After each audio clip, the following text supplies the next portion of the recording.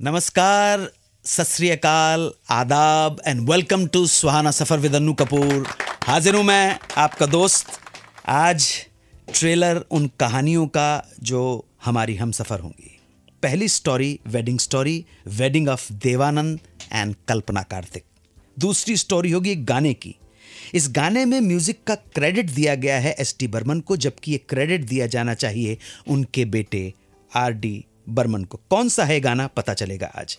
तीसरे नंबर पर होगी एक और गाने की कहानी, उसके रचे जाने की कहानी। दिल ने फिर याद किया। आज याद करूंगा गीतकार एस एच बिहारी को।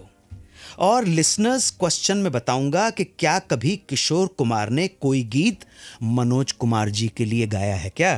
तो ये सब होगा आज के शो में। शुरू करते हैं आज के शो को। एक शुभ विवाह की कहानी। शुभ विवाह देवानंद और कल्पना कार्तिक का।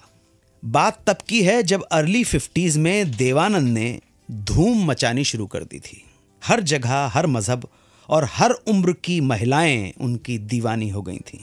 हर कोई उन्हें चाहता था सिवाय एक के, और वो थीं सुरैया की नानी। उसी की वजह से देवानंद और सुरैया प्यार में नाकामयाब हो गए, जिसने उन्हें अंदर से तोड़ दिया था।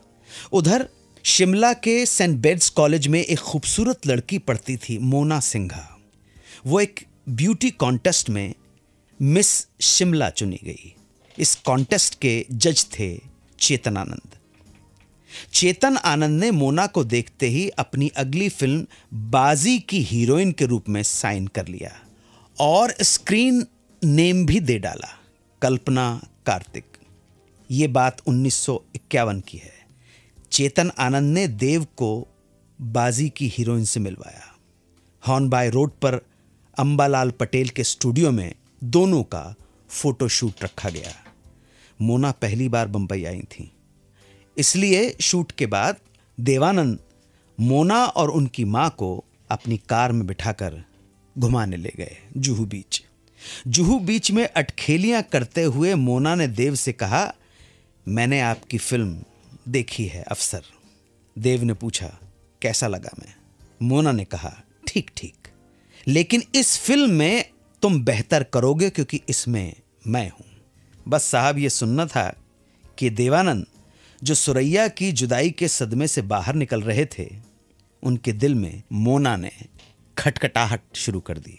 दस्तकें देना शुरू हो गया। देवानंद ने भी इस नई आमद का इस्तकबाल किया। मोना इरोज सिनेमा के पीछे के एक गेस्ट हाउस में रुकी हुई थी। देवानंद रोजाना उनसे मिलने जाने लगे।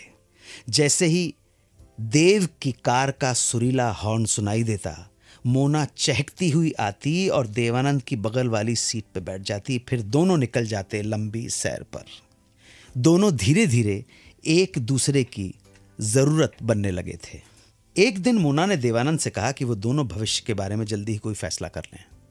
देवानंद थोड़ा समय चाहते थे, पर मोना ने कहा, नहीं, अभी डिसाइड करना होगा। देवानंद उन्हें समंदर के किनारे ले गए। ढलते सूरज को दोनों देख रहे थे।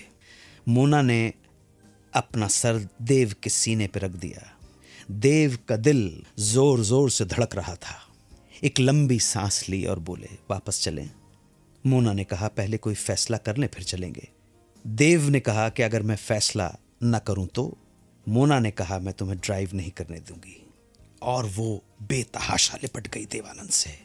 देवानंद ने मोना का सर उठाकर उसको देखा घूर के, और देवानंद ने मोना के होठों को चूम लिया।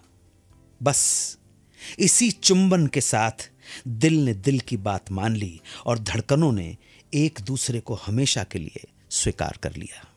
दोनों ने फैसला किया कि शादी बिना सगाई के ही करेंगे। कोई मेहमान नहीं होगा सिवाय इन दोनों के। कोई संगीत नहीं होगा सिवाय धड़कनों की संगीत के। कोई खाना पीना नहीं होगा, बस देवानंद खुद पकाएंगे और मोना को अपने हाथों से खिलाएंगे। दोनों ने मैरिज रजिस्ट्रार के यहां अर्जी लगा दी। 14 दिन के नोटिस के बाद दोनों की शादी कोर्ट में होनी थी। जिस दिन शादी होनी थी उस दिन टैक्सी ड्राइवर की शूटिंग चल रही थी। कैमरामैन रात्रा ने बीच में ब्रेक लिया।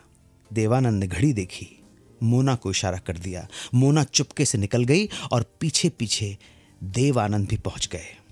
2 गवाहों के साथ सीधे कोर्ट पहुंचे और शादी कर ली। देवानंद और मोना के अलावा सिर्फ 4 लोग इस शादी के बारे में जानते थे। दोनों गवाह, रजिस्ट्रार और उनका असिस्टेंट। देवानंद ने खूबसूरत अंगूठी मोना को पहनाकर शादी की रस्म पूरी कर दी। शादी करके दोनों सीधे वापस शूटिंग पर पहुंच गए, मानो कुछ हुआ ही ना हो।